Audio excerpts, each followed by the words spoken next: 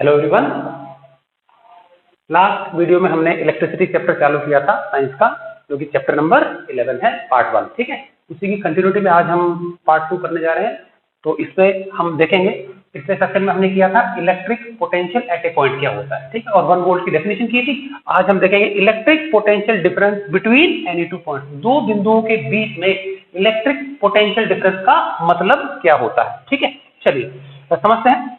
Suppose ये हमारा एक इलेक्ट्रिक फील्ड है, सोर्स चार्ज प्लस क्यू का, पॉजिटिव चार्ज है बड़ा प्लस क्यू, उसका एक इलेक्ट्रिक फील्ड है, ईएफ मतलब इलेक्ट्रिक फील्ड। ठीक है, और इन्फिनिटी पे बहुत दूर उस सोर्स चार्ज से एक हमने टेस्ट चार्ज छोटा सा चार्ज रखा है, वो भी पॉजिटिव साइन का है। ठीक है, तो अगर उसको हम नजदीक लाएंगे फील्ड के अंदर तो ये रिपल्शन महसूस करेगा। ठीक है, और इसके फील्ड में दो अलग अलग बिंदु हैं, ए और बी।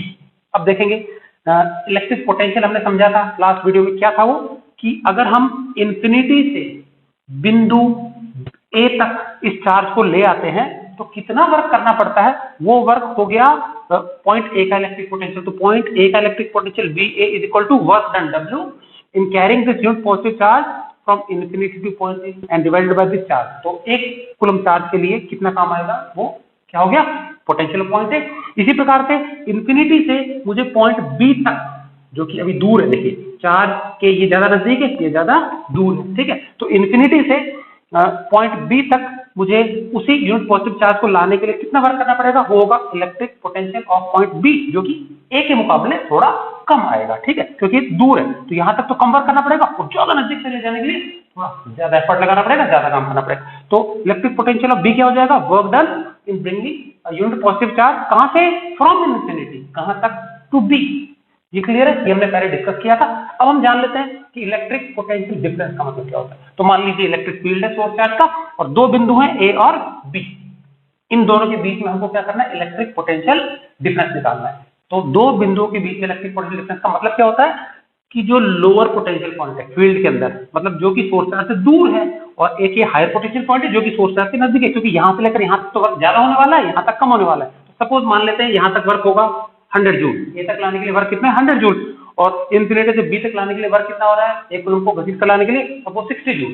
तो अगर मुझे बी से ए चार्ज को ले जाना है तो इन दोनों वर्क का डिफरेंस आएगा, ये 100 है ये 60 है, तो यहां से यहां तक ले जाऊंगा तो कितना आएगा, 40, दोनों का डिफरेंस आएगा। तो अगर मैं सपोज ए तक ले जा रहा हूं और हमारा पाथ चेंज कर रहे हैं, मतलब डायरेक्ट ए तक ले जाएंगे तो 100 जूल हो रहा है, अगर यहां से पहले हम बी पर ले जाएं तो 60 हो गया, और यहां से यहां लाएंगे तो यहां पर 100 ही होना चाहिए, तो यहां से यहां तक 40 जूल और करना पड़ेगा। तो दैट मींस किसी भी इलेक्ट्रिक फील्ड में दो अलग अलग बिंदु हैं, एक नजदीक है एक दूर है सोर्स चार्ज, पास वाला हायर पोटेंशियल पॉइंट, दूर वाला lower potential point.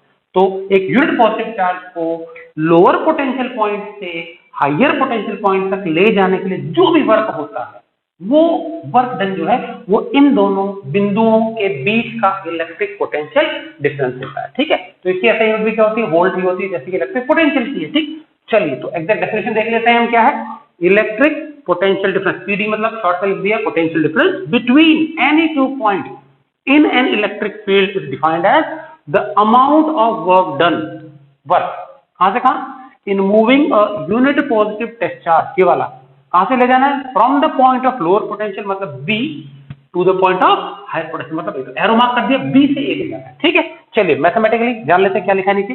Point A क्या है हमारा, देखिए पास है सोर्स चार्ज के, तो it is the point of higher potential, यहां तक वर्क ज्यादा होगा। ठीक, अगर इन्फिनिटी से लेके आते हैं किसी यूनिट पॉजिटिव चार्ज को।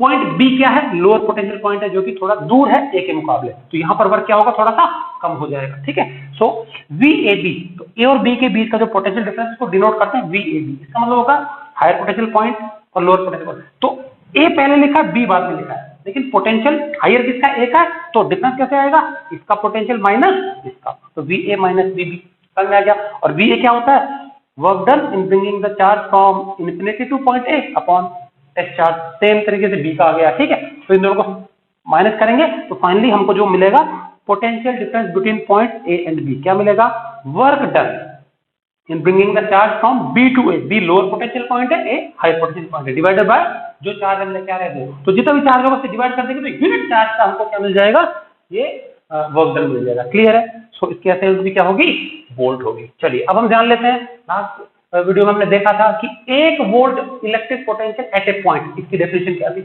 आज हम देखेंगे 1 volt potential difference between 2 points, इसकी डेफिनेशन क्या होगी? चलिए मान लेते हैं ये जो वर्क डन बी से ए तक चार्ज को लाने के लिए सपोज हम मान लेते हैं 1 जूल हुआ, ठीक है, यहां से लेकर यहां तक हमने 1 जूल काम कर लिया, किसको?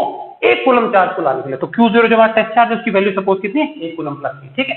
सो अगर हम पुट कर दें यहाँ पे WBA/Q0 में, तो यहाँ 1 जूल बाय 1 कूलम, और जूल पर कूलम होता है हमारा वोल्ट। तो क्या डेफिनेशन हुई? किसी यूनिट पॉजिटिव चार्ज को लोअर पोटेंशियल पॉइंट से हायर पोटेंशियल पॉइंट तक मूव करने के लिए यदि 1 जूल का काम हो, 1 कूलम चार्ज को मूव करने के लिए यदि 1 जूल का काम हो दो बिंदुओं के बीच में, तो उन दोनों बिंदुओं के बीच का जो इलेक्ट्रिक पोटेंशियल डिफरेंस है वो क्या होगा? 1 वोल्ट होगा, ठीक। चलिए, electric potential difference between any 2 points, और पॉइंट कहां होने चाहिए? इलेक्ट्रिक फील्ड के अंदर ही होने चाहिए, इलेक्ट्रिक फील्ड के बाहर कोई डिफरेंस नहीं आएगा, ठीक है। So electric potential difference between any 2 points in an electric field is said to be 1 volt. कब होगा 1 volt? If 1 joule work is done. 1 joule का काम हो, कब हो? In bringing a unit positive charge मतलब 1 coulomb from the point of lower potential to the point of higher potential. Clear है? चलिए, अब इलेक्ट्रिक पोटेंशियल डिफरेंस जो है उसको नापने के लिए जो डिवाइस यूज करते हैं वो क्या होती है? वोल्टमीटर होती है। मैं थोड़ी देर में शो कर दूंगा कैसा होता है डिवाइस, कैसा दिखता है। ओके, वोल्टमीटर बहुत ज्यादा प्रेसाइजली नहीं नापता है, तो एक और ज्यादा बेटर इंस्ट्रूमेंट है पोटेंशियोमीटर, उससे बिल्कुल एक्यूरेट मेजरमेंट होता है, लेकिन इसके बारे में आप लोग 12th क्लास में सीखेंगे इलेक्ट्रिसिटी में, ठीक है। चलिए, अब हम जान लेते हैं इलेक्ट्रिक सर्किट क्या होता है, ठीक है। तो सर्किट का मतलब होता है एक बंद रास्ता, क्लोज रास्ता, जहां से शुरू करें वहीं पे आकर के खत्म कर दे। तो जो करंट होता है किसी भी कंडक्टर में से फ्लो तभी करेगा जब जहां से करंट शुरू हो वापस लौटने का रास्ता उसको अवेलेबल हो, वहीं पे आकर के वापस बंद होगा। एक खुले रास्ते में ओपन वायर है जिसके 2 एंड्स हैं, उसमें से कभी करंट फ्लो नहीं करता है। So a closed path through which current flows, ऐसा बंद रास्ता गोल जिससे कि क्या है करंट फ्लो करता है, उसको क्या बोलते हैं? सर्किट बोलते हैं। ओपन सर्किट का मतलब क्या हो गया? बीच में कहीं कट लग गया, तो मान लो एक हमने क्या प्लग लगा दिया स्विच के अंदर, ठीक है, और उसमें होल्डर लगा दिया, ऑन कर दिया, बल्ब जल गया। अब अगर मैं किसी एक तार को काट दूंगा तो सर्किट ओपन हो गया तो क्या बल्ब ग्लो नहीं करेगा। समझ में आ गया? क्लोज पाथ से ही करंट फ्लो करता है, ठीक है। अब हम देखेंगे सर्किट को बनाने के लिए इलेक्ट्रिसिटी में हमारे पास बहुत सारे ऐसे एलिमेंट्स होते हैं, हिस्से होते हैं, चीजें होती है जो सर्किट का निर्माण करते हैं, बनाते हैं, ठीक है।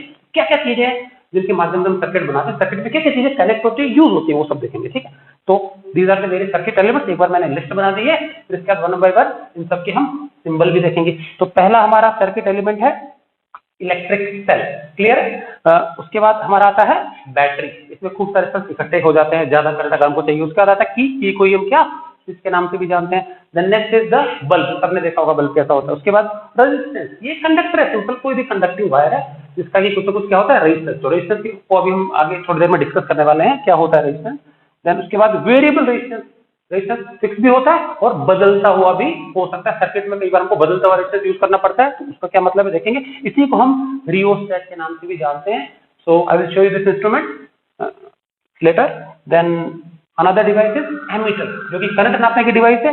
वोल्टमीटर जो कि पोटेंशियल डिफरेंस नापने की डिवाइस है। और ये दोनों कैसे होते हैं डिवाइस, क्या होते हैं वो भी देखेंगे। गैल्वेनोमीटर, अगेन ये भी करंट नापने की डिवाइस है, तो ये भी करंट नापने की है, ये भी करंट नापने की है। तो कौन सा यूज करने का करना, क्या डिफरेंस है दोनों में, वो सब देखेंगे। एग्जैक्ट कैसे दिखती है वो देखेंगे, ठीक है। और इसके बाद और 2 हैं। नेक्स्ट हमारा जो सर्किट एलिमेंट है वो है जंपर। क्या मतलब है इसका देखते हैं।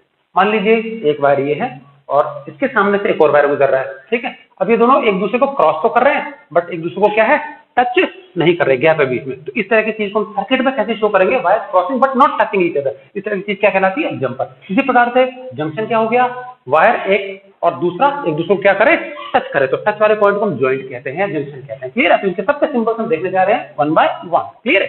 चलिए, तो नेक्स्ट हमारा चीज है सिंबल्स ऑफ सर्किट एलिमेंट। इनको जो हम ड्रॉ करेंगे पेपर पे तो कैसे करेंगे, ठीक है। चलिए, सबसे पहले हमारा सेल। सेल मैंने बताया था ये क्या होता है, सोर्स ऑफ ईएमएफ। ईएमएफ को हम फुल फॉर्म क्या है इसका, electromotive force, electrical current energy, volt में नापते हैं इसको भी, ठीक है। तो जो सेल है उसकी जो इलेक्ट्रिकल करंट एनर्जी देने की क्षमता वो कितनी, वो नापी जाती है किसमें, ईएमएफ, ठीक है। सो करंट और इलेक्ट्रिक एनर्जी का जो सोर्स है वो क्या होता है, इलेक्ट्रिक सेल होता है। तो ये सेल जो है इसका सिंबल कैसा होगा, सर्किट में हम ऐसे ड्रॉ करेंगे। एक बड़ा लाइन ड्रॉ करना है, एक छोटी लाइन ड्रॉ करनी है। ये पॉजिटिव टर्मिनल होता है और ये नेगेटिव। तो सेल एक्चुअल में क्या होता है, कैसा होता है, सबने देखा होगा वैसे।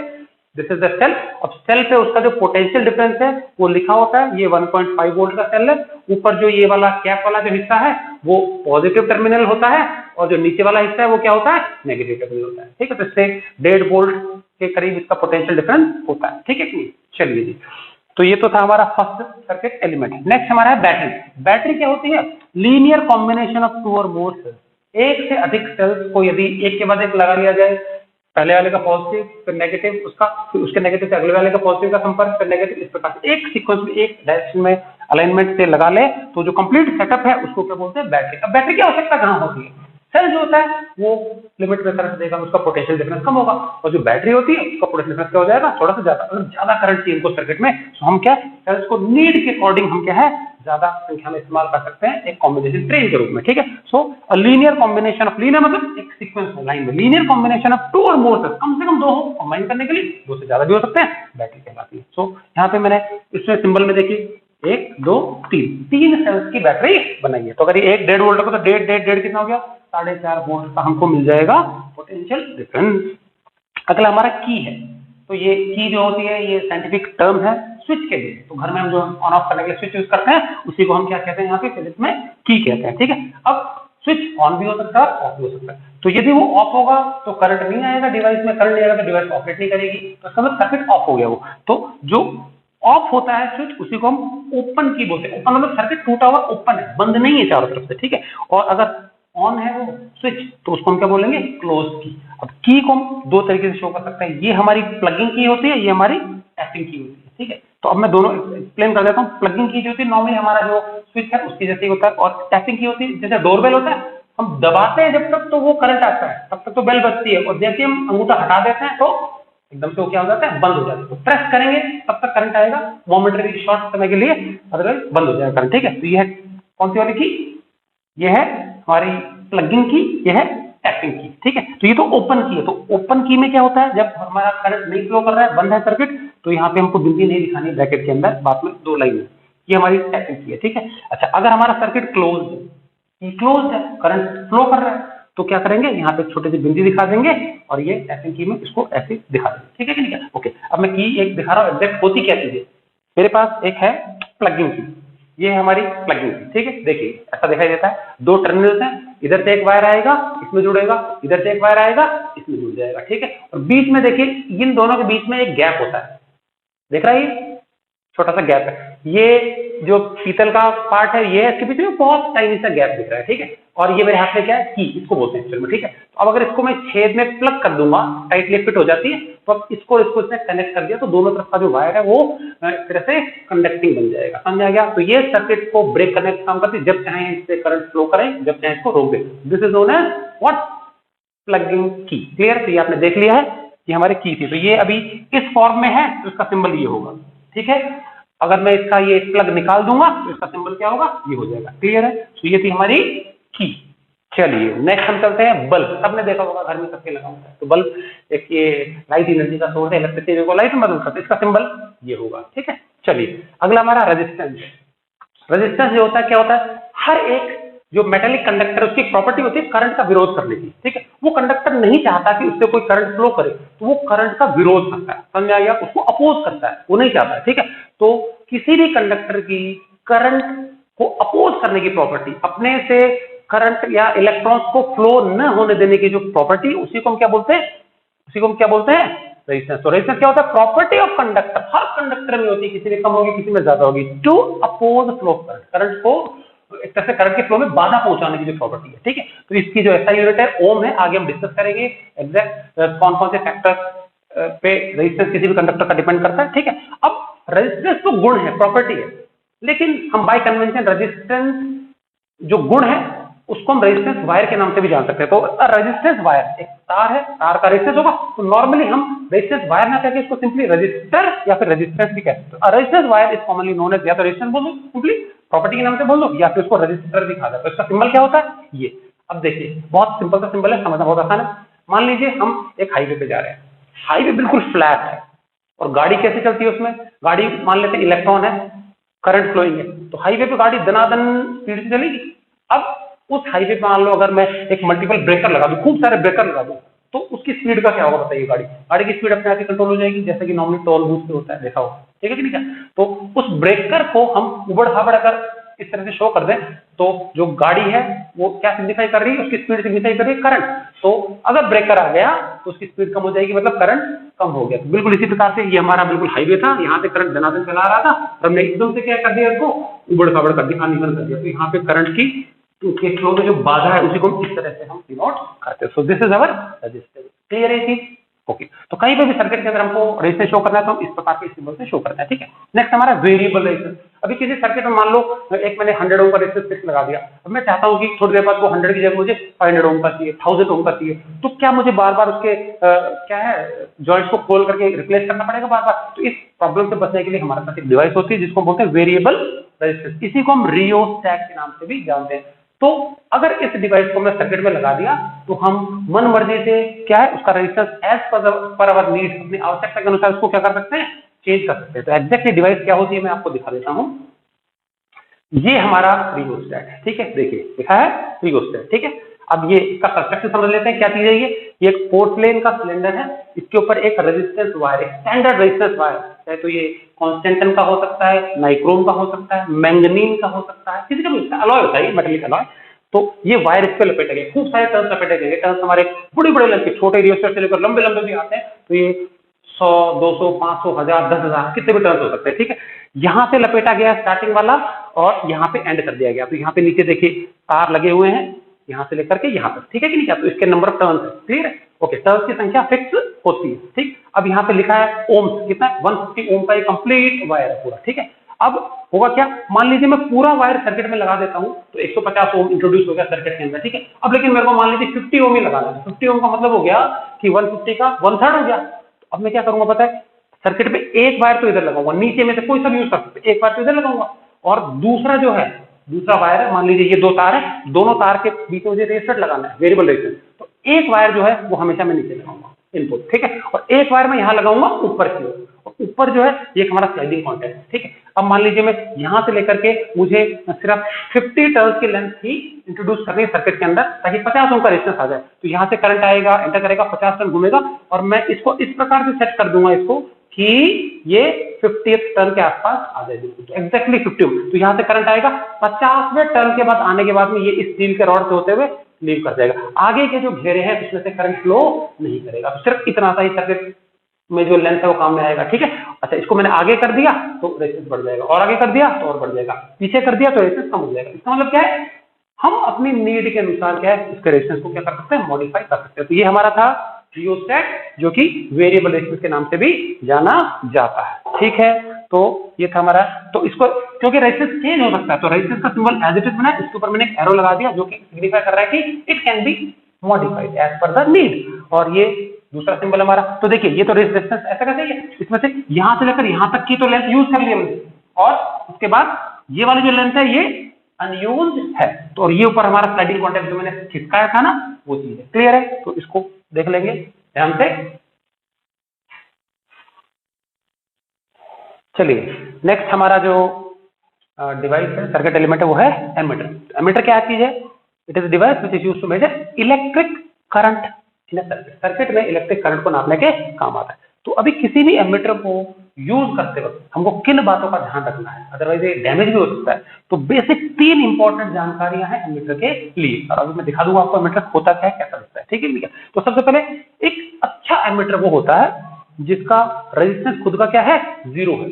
अब देखते क्या, मान लीजिए एक दूध वाला है, क्या दूध देके जाता है, तो दूध नापने के लिए क्या यूज करता है, एक छोटा सा सिलिंड्रिकल बर्तन होता है वो यूज करता है, ठीक है। अब मान लीजिए अगर वो 1 लीटर का बर्तन है वो, तो निकालेगा 1 लीटर नाप लिया, और जैसे हमारे बर्तन में 1 लीटर डाल देगा तो क्या लगता है वो सारा 1 लीटर डल जाता है, नहीं, उसकी दीवार पे भी थोड़ा बहुत रह जाता है, 2, 4, 5 बूंद 10 बूंद तो रह जाती होंगी दीवार पे, सारा नहीं नापता, ठीक है। अच्छा, अब मान लीजिए तो ये एक डिवाइस बहुत तगड़ा डिवाइस सही हो गया, ठीक है। अब मान लीजिए उसी बर्तन में मैंने थोड़ा सा अंदर स्पंज लगा दिया, यानी कि बेस पे स्पंज लगा दिया, उसमें दूध डाला तो बहुत सारा दूध रख लेगा। तो एक अच्छा डिवाइस वो होता है जिसके पास जो चीज आई वो सारी की सारी नाप तोल के देगी, उसमें से कुछ हजम ना कर दे, क्लियर है।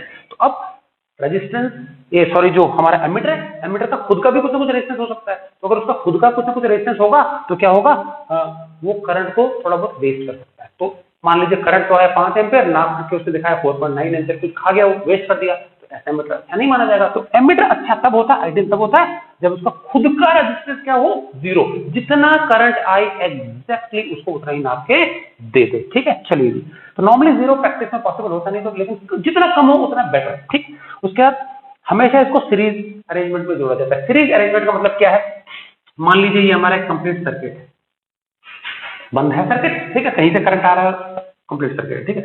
अब यहाँ पे मैंने एक डिवाइस जोड़ दी, यहाँ मैंने एक डिवाइस जोड़ दी, यहाँ एक डिवाइस जोड़ दी, यहाँ एक डिवाइस है, तो इसका मतलब क्या है, एक घेरे में सारी, एक ही रास्ते पे, एक ही पाथ में सारे डिवाइस अगर जोड़ दूं तो इसको क्या कहते हैं, सीरीज अरेंजमेंट। और यहाँ पे सपोज हमारा क्या है, बैटरी लगा दी मैंने सपोज, ठीक है, तो करंट आएगा, पहली डिवाइस में जाएगा, दूसरी में जाएगा, तीसरी, चौथी, तो एमीटर जो होता है इस प्रकार से जोड़ते हैं। ठीक, कहीं ना कहीं बीच में कहीं पे भी एमीटर लगा देंगे जिससे कि करंट सर्किट का नापा जा सके, इसको सीरीज में ही लगाते हैं। ठीक है, और पैरेलल का मतलब क्या होता है, पैरेलल का मतलब होता है ये हमारे यहाँ से करंट स्टार्ट हो गया, ठीक है, अब मैंने एक रास्ते पे एक डिवाइस लगा दी, ठीक है, जो कि सीधा बैटरी से जुड़ा हुआ है, फिर मेरे को एक और डिवाइस लगानी है तो मैं एक अलग रास्ते पे एक और डिवाइस लगा दूंगा, ये डिवाइस नंबर 2 आ गया, मैं एक और रास्ते पे एक और डिवाइस लगा दूंगा, डिवाइस नंबर 3 आ गया। इसका मतलब क्या, अगर अलग अलग डिवाइसेस के लिए हर एक के लिए इंडिविजुअल अलग रास्ता हो, इस प्रकार का अरेंजमेंट क्या कहलाता है, पैरेलल कहलाता है। क्लियर है, तो ये है सीरीज और ये है पैरेलल। ठीक है, ये है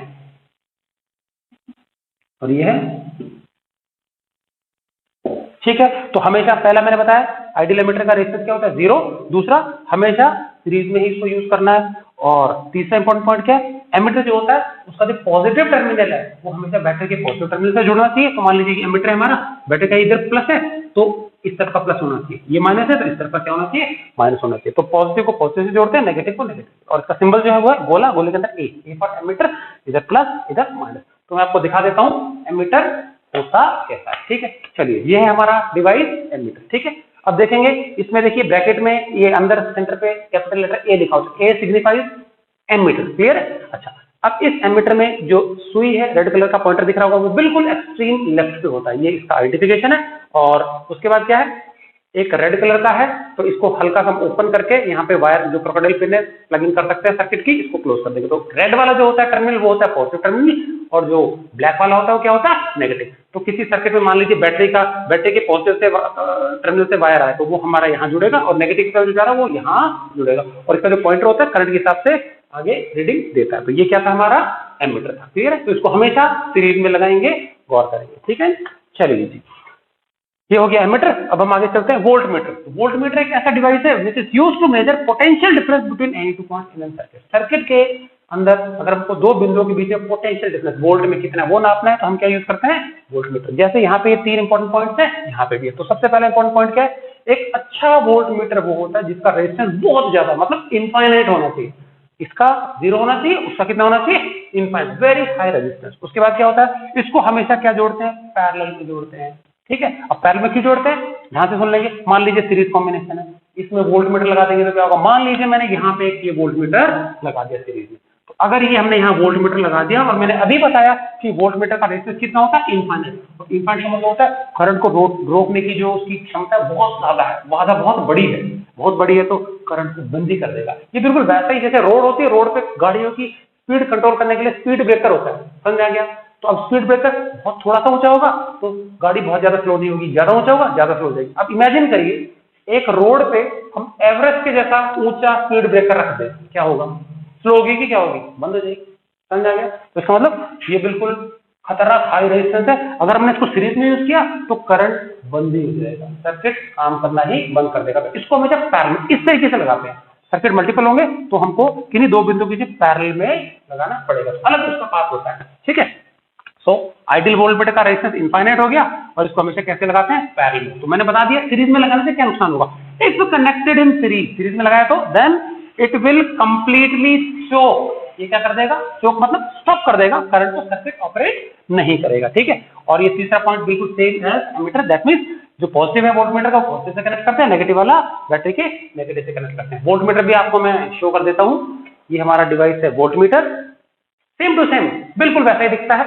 यहाँ पे कैपिटल लेटर क्या लिखा हुआ है, वोल्ट मीटर का V लिखा हुआ है। क्लियर है, अगेन एक रेड टर्मिनल है जो पॉजिटिव से जुड़ेगा, जो ब्लैक वाला है वो क्या है, नेगेटिव टर्मिनल से जुड़ेगा। ठीक है, और इसका पॉइंटर भी एक्सट्रीम क्या होता है, लेफ्ट के अंदर होता है। So this is our voltmeter for measuring potential difference between any two points. चलिए आगे चलते हैं। नेक्स्ट हमारा डिवाइस है गैल्वेनोमीटर। ये क्या होता है? ये करंट मेजरिंग डिवाइस है, ठीक है। अब एमीटर भी करंट नापता है, ये भी करंट नापता है, तो इसमें ऐसा क्या है जो इसमें नहीं है? क्यों बनाना पड़ा हमको ये? तो इसके दो बेनिफिट्स हैं। क्या बेनिफिट्स है समझेंगे ध्यान से। तो सबसे पहले तो ये कि ज्यादा सेंसिटिव डिवाइस है। एमीटर के मुकाबले क्या है? ज्यादा सेंसिटिव, ज्यादा छोटे करंट को नाप सकता है। ये बिल्कुल वैसे ही जैसे हमारे पास 1 क्विंटल को तौलने के लिए एक तराजू है, ठीक है। अब उस 1 क्विंटल वाले तराजू पे अगर हम एक गेहूं का दाना बहुत हल्का सा रख दें तो प्रॉब्लम हमको रीडिंग नहीं मिलेगी, तो इसका मतलब बहुत ज्यादा नहीं है। लेकिन अगर वही गेहूं का दाना हम जो गोल्डस्मिथ होते हैं सुनार के पास बहुत ज्यादा सेंसिटिव छोटा सा तराजू है, तो उस पर रखेंगे ना चिमटी से तो एकदम से उसमें रीडिंग आ जाएगी। तो बिल्कुल ऐसा ही है चीज, ये बहुत छोटे करंट को भी नाप सकता है, डिटेक्ट कर सकता है। एमीटर को फर्क नहीं पड़ेगा, समझ आएगा। तो एमीटर बहुत थोड़ा सा करंट आएगा, एमीटर क्या बोलेगा? कुछ नहीं आया, ठीक है। और जबकि इसके पास बहुत थोड़ा सा करंट आएगा, बता देगा। और सेकंड इंपॉर्टेंट चीज है, एमीटर जो होता है करंट की दिशा नहीं बताता। एमीटर को ऐसे लगाओ पॉजिटिव नेगेटिव, ठीक है। उसमें करंट की डायरेक्शन ही पता लगती है कि इधर से इधर जा रहा है, इधर से इधर जा रहा है। जबकि ये जो है ये करंट की डायरेक्शन को भी बता देता है कि करंट ऐसे जा रहा है कि ऐसे जा रहा है, क्लॉकवाइज है कि एंटी क्लॉकवाइज है। तो ये इंपॉर्टेंट चीज है, current measuring device more sensitive than ammeter. Ammeter से ज्यादा सेंसिटिव है एंड इट कैन डिटेक्ट, ये पता कर सकता है हाँ या ना करंट है कि नहीं, and even measure very small current. चलिए ये भी देख लेते हैं क्या डिवाइस है हमारी।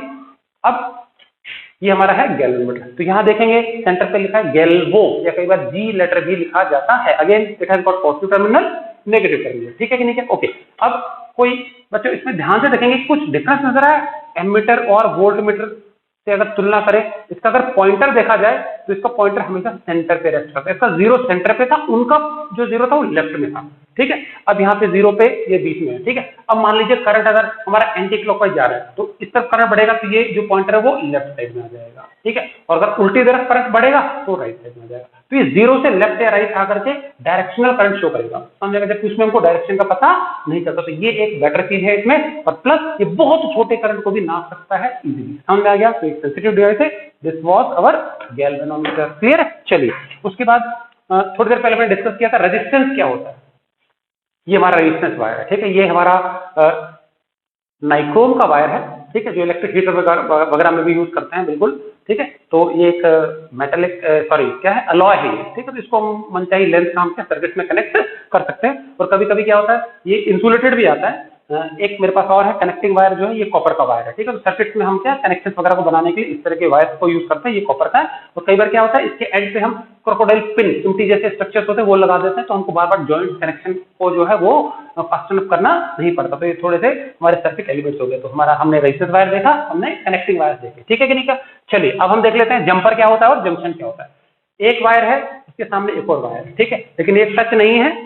तो क्या करेंगे, कैसे शो करेंगे डायग्राम में? इसका डायग्राम अगर देखें हम तो सामने से देखने में ऐसा लगे कि दोनों हाथ मेरे टच है, ठीक है। तो क्रॉसिंग करने के लिए हमको क्या करना पड़ेगा, एक वायर को तो सीधे बना देंगे और दूसरा वायर जो होता है ऐसे लाएंगे और जब गोलाई बना करके ऊपर से जंप करके ले जाएंगे। इसका अर्थ ये हो गया दोनों वायर आपस में क्रॉस तो कर रहे हैं बट एक दूसरे को छू नहीं रहे। तो इस तरह की चीज हम सर्किट में दिखाते हैं जंपर के रूप में, ठीक है। और जंक्शन का मतलब होता है जुड़े हुए, एक वायर के ऊपर से दूसरा वायर जा रहा है टच भी आपस में, तो उसको हम कैसे शो करेंगे, इस प्रकार से शो करेंगे। तो ये थे हमारे आज के सारे जो सर्किट एलिमेंट्स है वो देखे हमने, उनको क्या कैसे यूज करना है, how to draw their symbols, किन सावधानियों का ध्यान रखना है इसमें, ठीक है। तो सबको आप लोग अपनी नोटबुक में अच्छे से नोट कर लेंगे। और जो फॉलोइंग वीडियो आएगा उसमें हम देखेंगे जो रेजिस्टेंस है उस पर डिस्कस करेंगे कि रेजिस्टेंस क्या होता है, रेजिस्टिविटी क्या होता है, एंड जो रेजिस्टेंस है उसको प्रभावित करने वाले फैक्टर्स कौन से होते हैं। फिर उसके बाद हम फॉलो करेंगे ओम्स लॉ को, क्लियर है। सो सभी बच्चे अपनी नोटबुक में इसको नोट कर लेंगे।